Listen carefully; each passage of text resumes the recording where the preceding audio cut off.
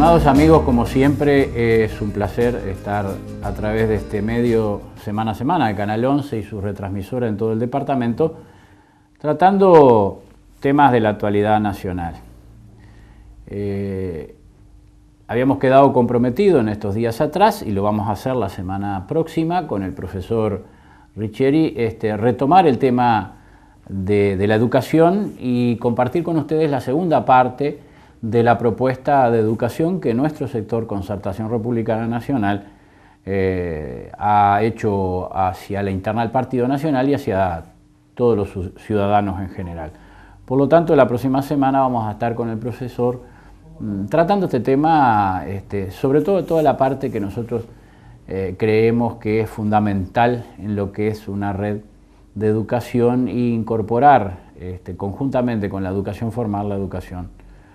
no formal. Estos días hemos estado de gira por los distintos departamentos del país, por el departamento de Durazno, por el departamento de La Valleja. A pesar de las lluvias realmente copiosas en todo el territorio nacional, está generando complicaciones por las crecidas de arroyos y ríos en la mayoría del territorio nacional, con cortes de ruta y las situaciones de evacuado, lamentablemente, que se vienen dando en todo el territorio nacional. A pesar de eso, hay que comentar, lógicamente, que un arranque de primavera lluviosa, un fin de invierno lluvioso, un comienzo de primavera lluvioso, es realmente muy beneficioso para todo el aparato productivo nacional, en todo el territorio nacional, sobre todo porque a partir de un arranque de primavera lluviosa se transforma la realidad biológica del país, y eso va a permitir, lógicamente, reverdecer los campos en todo el territorio nacional, praderas que se habían quedado por el camino, algunos verdeos que estaban realmente medios atrasados, algunos raigrases, y la posibilidad de que el suelo vaya tomando humedad y generar acumulación de agua para lo que puede ser un verano donde realmente pueda plantarse de repente algún mes seco, pero que haya reservas de agua en las represas para regar, en el caso del arroz, que es realmente necesario, y otro tipo de cultivos. Por lo tanto, lamentar las crecidas y los evacuados, pero por el otro lado, bienvenida en primavera para todo el agro nacional la cantidad de agua. Un agro que cerró un prado bajo aguas con preocupaciones como las preocupaciones en general que tenemos todos nosotros, más allá de todas estas lluvias que de repente opacó un poco el desarrollo de la exposición agropecuaria más importante del país. Nosotros entendemos que a pesar de eso el nivel genético y el nivel de exposición del prado ha sido muy bueno como todos los años y supera año a año su nivel. Lógicamente que no cierra un prado sin la preocupación de los actores y productores y cabañeros y exportadores del país con todo este tema que se vino en estos días, ¿no? Por un lado, un problema lógico que el gobierno se le iba a venir encima es claramente el proceso de devaluación que va llevando Brasil y Argentina. El propio presidente de la República en estos días habló de que seríamos nabos, como tiene costumbre él hablar, que si no acompañamos la devaluación de Brasil, porque ya nos pasó con la devaluación del 1 de enero del 99, que Uruguay dijo que tenía reservas por 7.000 y pico millones de dólares cuando aquello, y que en definitiva no tenía por qué devaluar, y se devoró en pocos meses las reservas del país, la diferencia y el déficit fiscal. Por lo tanto, y el parafiscal, para mantener una moneda que a lo último terminó reventando y generando la crisis del 2002. La preocupación, ¿por qué? Porque en definitiva el perfil exportador del Uruguay está comprometido, está muy comprometido en lo que tiene que ver en la competitividad. Y se compromete cada día más a medida que avance Brasil en una devaluación. Sigue siendo Brasil nuestro principal mercado de alta y media tecnología, no de materias primas sin procesar, como pueden ser los productos primarios del Uruguay que se exporta, que a Brasil también van, pero sí, Brasil es nuestro principal mercado desde hace mucho tiempo por una estrategia que ha llevado adelante el gobierno de priorizar la alta y media tecnología en el marco de la región y el Mercosur, aprovechando los aranceles en el Mercosur.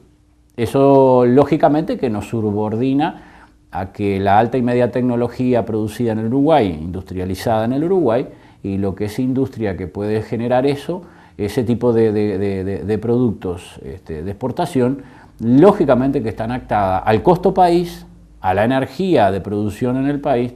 y además al atraso o al adelanto cambiario o a las diferencias cambiarias que se pueda tener en el marco de la región. Siempre hemos mencionado acá en el programa que los países de América del Sur, pero sobre todo nuestro Mercosur, debería de haber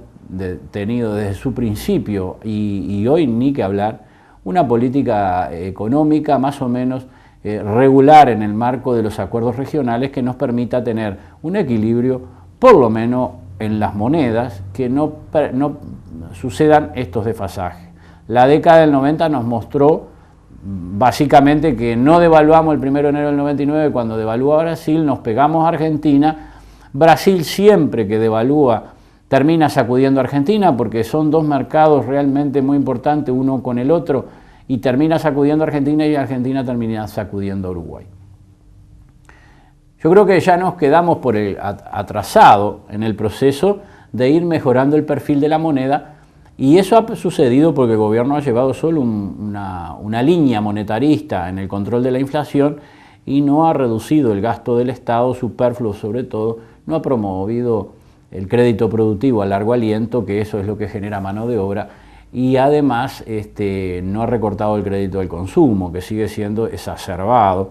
A esta situación se va agregando la burbuja inmobiliaria, que es peligrosísima en esta circunstancia, le pasó a España, le pasó a Estados Unidos, y Uruguay está en el mismo camino, y por el otro lado, lógicamente, que la caída de la educación trae como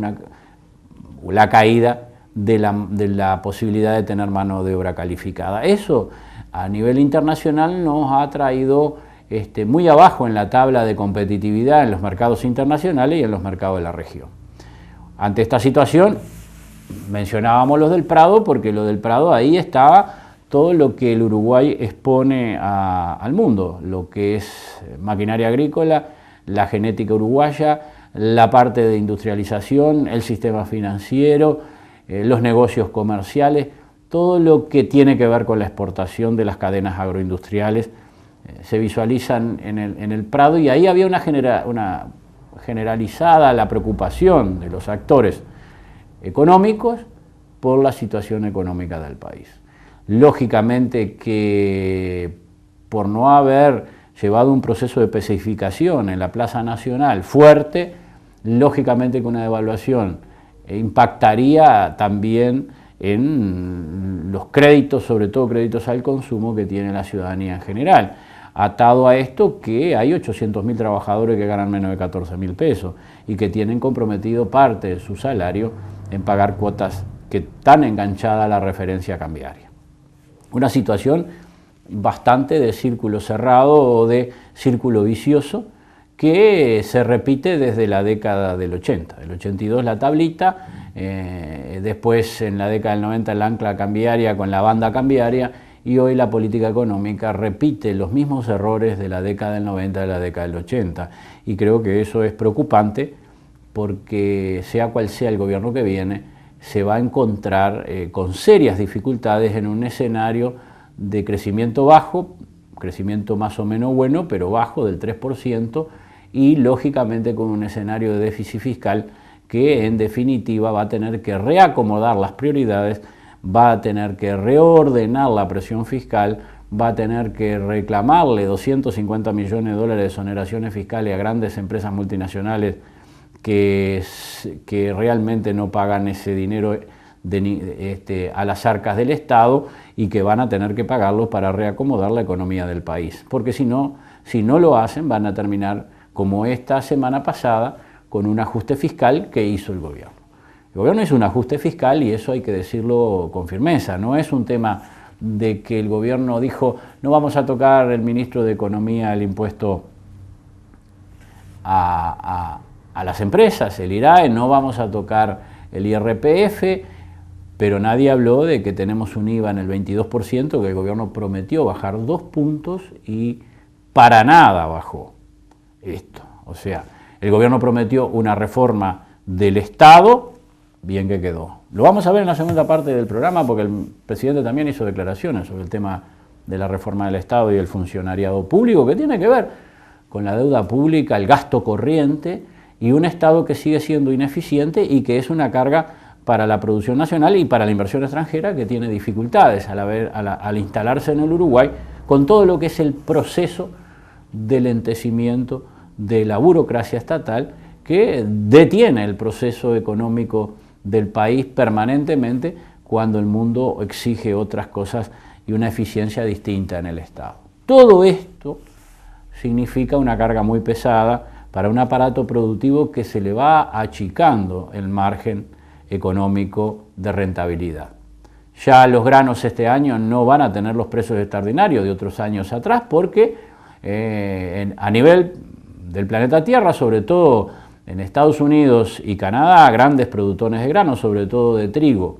y de maíz, este año se perfila por lo menos una cosecha realmente extraordinaria con excedentes. Argentina es muy probable que supere las cosechas de estos años atrás por el buen clima. Por lo tanto, hay un escenario de producción agrícola con Brasil a la cabeza muy importante que, lógicamente, a pesar del arrastre del consumo chino, vamos a tener, lógicamente, una regularización de los precios a nivel internacional, volviendo a una lógica de mercado que, según la cantidad de oferta,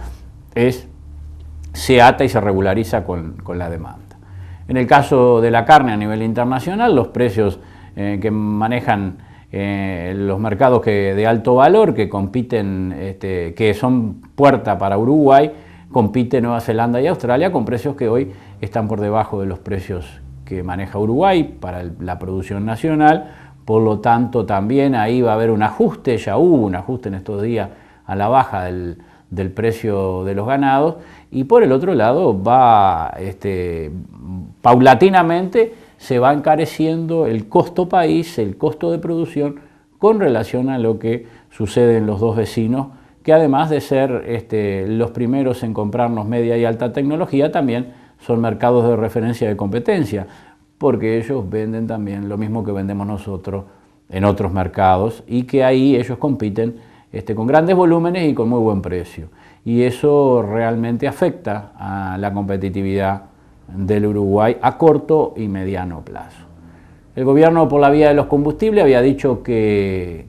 no iba a tocar o generar más impuestos, sin embargo mete un ajuste fiscal del 10%. Históricamente los neoliberales enjuagaron su déficit fiscal, y este gobierno tiene un déficit fiscal muy importante, enjuagaron los déficits fiscal a través del caño de la manga de la estación de servicio. Por lo tanto, no se puede decir que no hubo ajuste fiscal. Este gobierno metió un ajuste fiscal. Un ajuste fiscal del 10% se va a reflejar en las tarifas, se reflejó en el boleto, en el caso de Montevideo, pero se va a reflejar en el interdepartamental, se va a reflejar en los taxis, se va a reflejar en todo. Se va a reflejar en el costo por kilómetro de carga de ganado, de tonelada de la madera, de los granos, y esto hace un encarecimiento de la competitividad del país y a una pérdida lógicamente de competitividad con los de la región, ya que Brasil tiene costos mucho más bajos y un perfil de moneda como Argentina mucho más enfilado a la competitividad. En la segunda parte vamos a tocar el tema reforma del Estado enganchado a estos temas que estamos comentando con ustedes.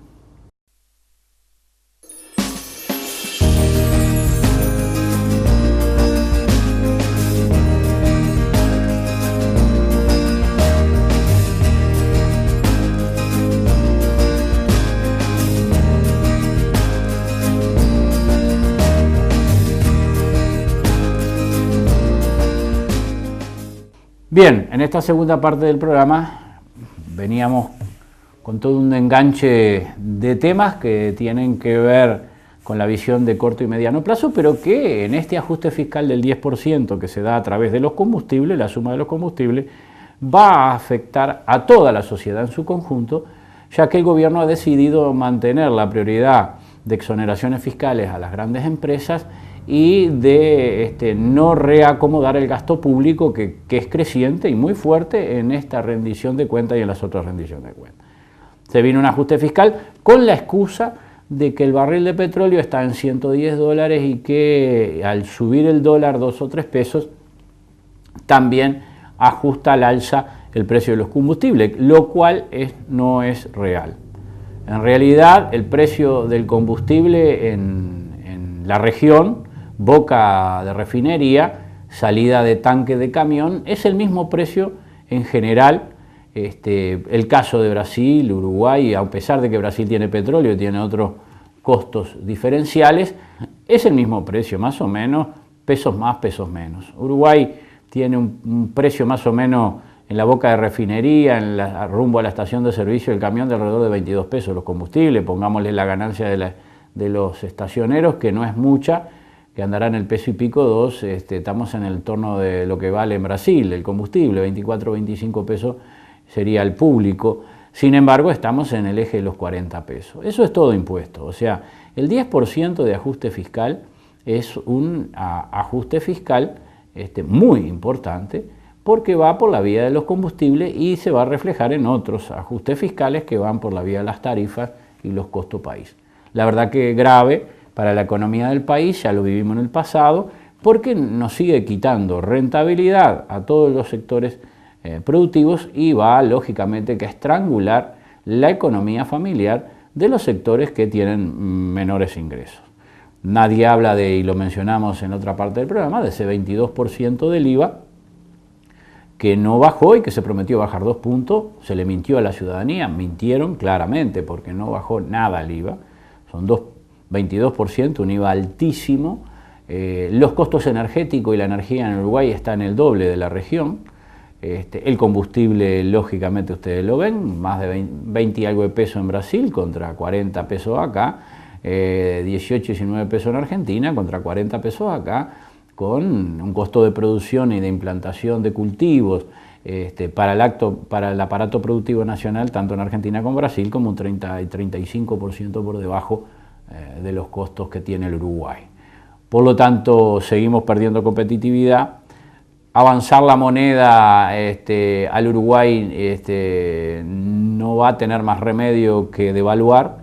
y tenía que haberlo hecho progresivamente desde hace un año más atrás para acompañar la situación del proceso de lentecimiento de la economía y que no fuera impactante sobre los sectores de menores ingresos, porque lógicamente que va a impactar sobre todo los sectores que están endeudados en dólares, y eso ni que hablar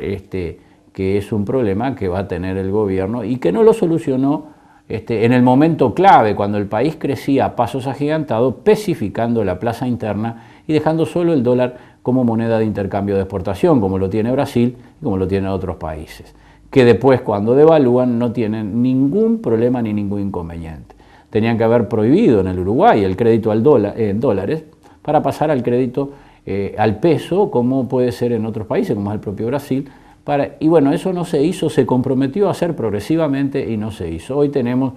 un alto endeudamiento en dólares, sobre todo de créditos al consumo y sobre todo de la gente que gana menos o que tiene renta básica media o media baja en el país, y que lógicamente que con una suba del dólar va a verse afectado. Pero esto tiene que ver con una política económica neoliberal de no priorizar los sectores productivos, de no priorizar los trabajadores nacionales. Y bueno, en esta encrucijada el gobierno se metió y no sabe cómo salir. Hizo un ajuste fiscal del 10% de los combustibles, tratando de enjuagar el déficit fiscal. No hizo la tan ansiada reforma del Estado, y a eso en esta segunda parte queremos mencionar, cuando el propio presidente de la República lo anunció a toda voz en el comienzo de su gobierno, que ningún país que se precie de eficiente para producir, trabajar, exportar y ganar divisas, puede tener un Estado tan pesado, tan lento y tan obsoleto como el Estado uruguayo. Sin embargo, uno revisa el presupuesto nacional y las rendiciones de cuentas y se fue agregando peso al Estado, no solo en funcionariado público, sino en ineficiencia en la gestión pública.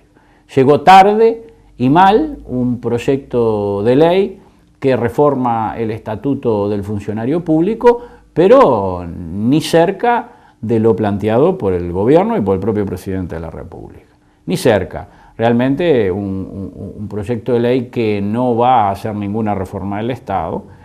al contrario, deja fuera determinadas reformas que se están haciendo, como el caso de la aduana, donde se van a instalar 70 cargos de particular confianza prácticamente que a dedo a $5.000 por mes, y deja otros sectores, permitiendo un Estado que agrega más de 40.000 funcionarios públicos, que no hace un ordenamiento del Estado y que tampoco va por la eficiencia del Estado, generando ingresos mayores a los que realmente sean competentes y eficientes en el Estado, que esa es la verdadera reforma del Estado. Por ese lado no se ha dado. Eso hubiera sido una solución a la competitividad, porque no se tendría que usar la política monetarista directamente para controlar la inflación, que se devora a los salarios cada mes a mes y cada cuatrimestre de consejo salarial o de los convenios salariales, porque se lo devora la inflación, y tenemos atada la inflación a la moneda, y eso nos provoca problemas de competitividad. En los sectores exportadores, un país que vive del 80% de las divisas que exporta son de cadenas agroindustriales, y el resto, tecnología y software, viene de las cadenas de servicio, la cadena agroindustrial del turismo, que recibe 2.000 millones de dólares por año, y que el 70% en estos años ha sido turismo argentino. Por lo tanto, la diferencia cambiaria de Uruguay, el cambio blue, el combustible caro, los costos carísimos del país, afectó en un 20 y tanto por ciento el año pasado al turismo, y este año va a superar esa cifra, lo mismo que la detención que se viene dando en la construcción en el país. Todo esto tiene que ver también que la reforma del Estado tan anunciada no se hizo, y seguimos con un Estado realmente pesado. Y no quiere decir que los estados sean eficientes porque corra gente y tenga menos gente. Hay estados ineficientes, muy pequeños de personal, y hay estados muy eficientes, muy grandes de funcionariado público. Esto está en la eficiencia de la labor que cumple el funcionario público, que era lo que se había anunciado. Sin embargo, ni una décima parte de eso. Y ahora el presidente de la República, en una entrevista larga que se le hace en un semanario o en un diario que sale en otros semanarios, plantea de que ya se siente frustrado y se siente enojado porque la reforma del Estado no le salió como él planteaba, que la propia interna del Frente Amplio se la truncó, y sale a tirar una idea que me parece descabellada. Es hablar de que ahora él plantea que los funcionarios cada 10 años deben de ser cambiados en la función pública. En primer lugar, si uno quiere tener un Estado eficiente, lo que tiene que promover es el trabajo eficiente y la calidad en el trabajo en la función pública. Por lo tanto, eso necesita, lógicamente, que una carrera funcional acorde a las exigencias de los tiempos modernos, y para eso se necesita capacitación, se necesita preparación y además un funcionario público que haga carrera con una visión de horizonte largo y la tranquilidad de poder trabajar en el Estado, mejorando su capacitación y por ende la eficiencia del Estado. Si usted ingresa al Estado y a los 10 años lo van a barrer y van a traer otros que tampoco recién empiezan y van a hacer una carrera de 10 años y otra vez para afuera, lo que vamos a hacer es un Estado anárquico y obsoleto. Por otro lado, habla de que eso serviría para que ingresen los pobres. En realidad, pobres son los empleados públicos, porque más allá de que es lógico que muchos no trabajan y no hacen nada, y por eso la eficiencia del Estado, hay muchos que sudan la gota gorda y la mente son eficientes y laburan. Lo que pasa es que ese gran aparato no se ha reformado y se ha transformado como en una casta que domina todo. Y yo creo que eso es lo que hay que romper con una reforma del Estado que vaya en función de los resultados que el funcionario y su sector y su oficina o su sesión obtengan. Y yo creo que ahí debe estar la promoción en la retribución salarial y en las carreras del funcionario público, que le permita dar estabilidad al Estado y estabilidad al funcionario, y no tirarlo para afuera cada 10 días. Ahora, pobres son los funcionarios públicos en realidad, y sí, si uno mira la canasta básica que está en 52.000 pesos, el promedio general mayoritario de los funcionarios públicos, casi todos andan en los 14.000 pesos, 15, 17 y de ahí para abajo, muchos de ellos, ¿no? 18. Entonces, ahí está el gran porcentaje. Creo que el PICNT maneja una cifra del 70% del funcionario público en el eje ese de los 17, 16, 15, 14.000 pesos. No recuerdo bien las cifras, pero andan ahí. Por lo tanto, están lejos de una canasta básica, están lejos de media canasta. Entonces, tampoco es un ingreso que diga, vamos a mejorar la calidad de vida de muchos pobres que no tienen trabajo. Y la capacitación y la formación técnica y la formación académica, porque el mundo es el mundo del conocimiento.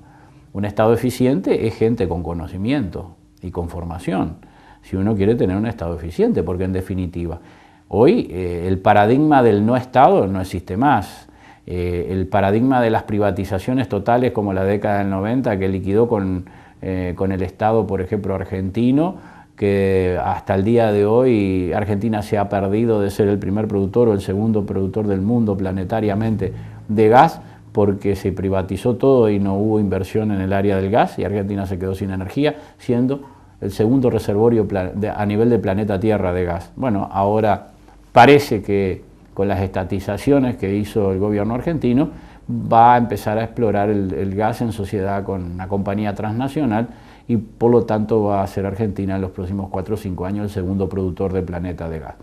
Eso muestra claramente que los estados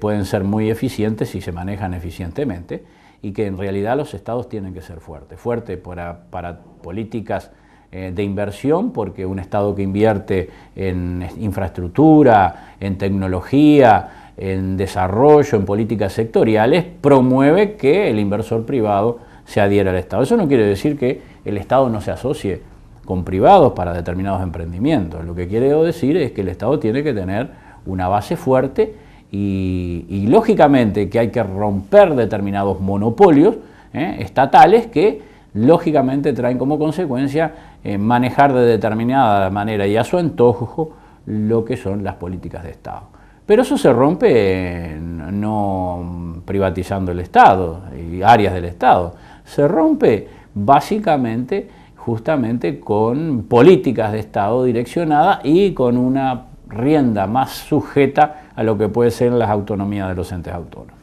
que creo que están en una línea muy independiente en muchos de los casos y terminan como el caso de ANCAP, que hay 300 millones de dólares de déficit y no se sabe a dónde fue a parar. Esto tiene que ver con la política de Estado. Entonces, por lo tanto, la gran reforma del Estado, la gran reforma que provenía del funcionariado público hasta la ley que se aprobó ahora, no se dio, se fracasó, el presidente tira otros bolazos arriba de la mesa que son impracticables y que lo que harían es desarmar el Estado en vez de rearmarlo y ponerlo en marcha para que sea eficiente, porque el Uruguay lo necesita, porque un Estado ineficiente y pesado, si continuamos por este camino, es un peso más agregado a la posibilidad de competir a nivel internacional con más agilidad y con mejores valores en el mundo internacional, que cada día es más competitivo, más globalizado y más terrible además para poderse colocar los países chicos en los distintos mercados. Por lo tanto, este es el tema que quería tratar esta semana con ustedes. Me parece de suma importancia porque hay señales amarillas en el horizonte y eso tiene que ver con la reforma del Estado que no se hizo, una gran deuda pública, un atraso cambiario de mucho tiempo atrás que el gobierno ahora se ve obligado a devaluar aceleradamente, una deuda pública enorme, falta de eficiencia en el crédito productivo, falta de recortes en el crédito al consumo, no formación de mano de obra calificada, nos ponen en una situación compleja cuando el Uruguay hubiera aprovechado 7 años realmente extraordinarios de bonanza como nunca se vio de la década del 20 para haber transformado su realidad y hoy el gobierno lo único que encuentra es el proceso del ajuste fiscal, que vendrán otros más, para poder acomodar su déficit y continuar por un camino que en definitiva en otro tiempo nos llevó a una terrible crisis. Un camino que es sin regreso porque es un círculo vicioso de la economía que termina explotando. Esto era lo que queríamos comentar con ustedes y hasta la próxima semana, amigos. Ha sido un placer, como siempre, compartir con ustedes por Canal 11 y sus retransmisoras.